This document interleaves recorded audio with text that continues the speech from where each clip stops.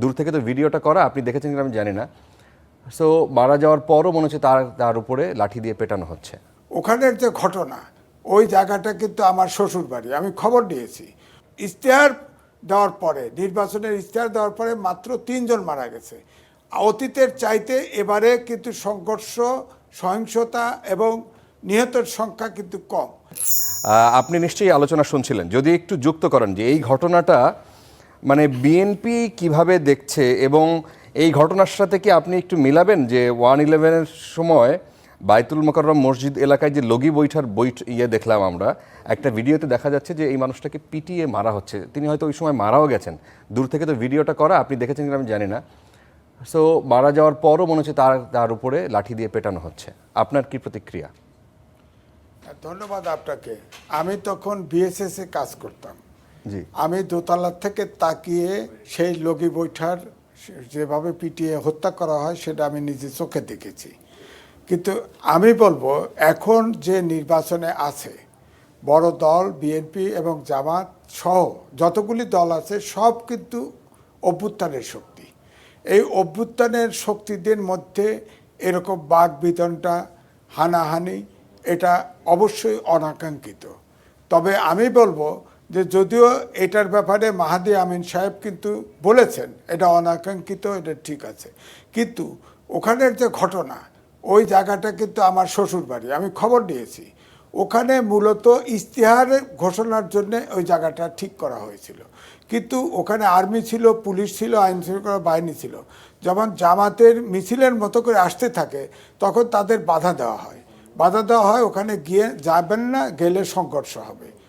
অর্থাৎ বলা হয়েছে যে তারা চলে যাক, তারপর আপনারা যান। কিন্তু সেটা জামাতের নেতাকর্মীরা সেটা মানেন নাই, সেটা আসার চেষ্টা করেছে। প্রথম দিকে ধস্তাধস্তিটা আইন শৃঙ্খলা বাহিনী এবং আর্মির সাথে ঘটে। এরপরে ওইটা শোনার পরে বিএনপির লোকরাও আসে এবং সংঘর্ষ হয়, সেখানে একজন নেতা, জামাতের নেতা নিহত হয়। এটা অত্যন্ত দুঃখজনক।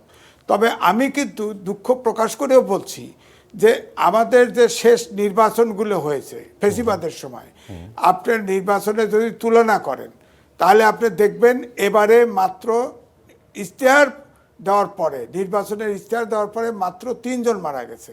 অতীতের চাইতে এবারে কিন্তু সংঘর্ষ, সহিংসতা এবং নিহতের সংখ্যা কিন্তু কম।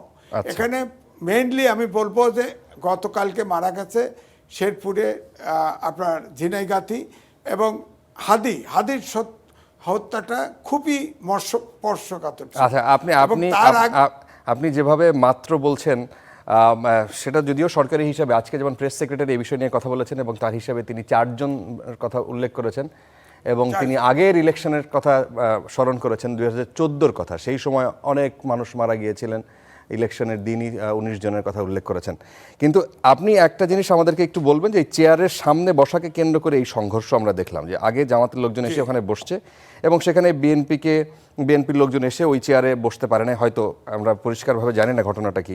কিন্তু এই ঘটনা বিএনপিকে ভোটের মাঠে এগিয়ে দিল না পিছিয়ে দিল? না, এটা বলা মুশকিল। কারণ হচ্ছে আমরা কিন্তু বক্তব্য শুনছি, আপনি খেয়াল করে দেখেন জামাতের আমির এবং বড় দল বিএনপির চেয়ারপারসন, তাদের চেয়ারম্যান, ওনারা কিন্তু খুব বেফাস কথাবার্তা খুব কমই বলছেন। কিন্তু আমি দেখতে পাচ্ছি যে নেতাকর্মীরা কিন্তু এই সংঘর্ষে কিন্তু জড়িত হচ্ছে। তো আমার মনে হয় যে আরেকটু যদি সবাই শান্ত হয়, অর্থাৎ উস্কানিমূলক বক্তব্য বা পার্টির প্রধান থেকে যদি এমন কোনো বক্তব্য না আসে যাতে কর্মীরা উত্তেজিত না হয়, এবং সবাই অভ্যুত্থানের শক্তি, এখন দেশের যে অবস্থা, একটা নির্বাচন ছাড়া কোনো বিকল্প নাই। সুতরাং একটা নির্বাচন যাতে গ্রহণযোগ্য হয়, ইউরোপীয় ইউনিয়নের পর্যবেক্ষক দল বাংলাদেশে আছে, তারা কিন্তু আগের থিওরি পাল্টায় ফেলছে। আগে বলতো যে রাজনৈতিক দলগুলো অংশগ্রহণ করলে অংশগ্রহণমূলক নির্বাচন। এবারে এসে কিন্তু তারা বলছে ভোটাররা যদি উপস্থিত হন, ভোটাররা যদি ভোট দেন, তাহলে নির্বাচন গ্রহণযোগ্য।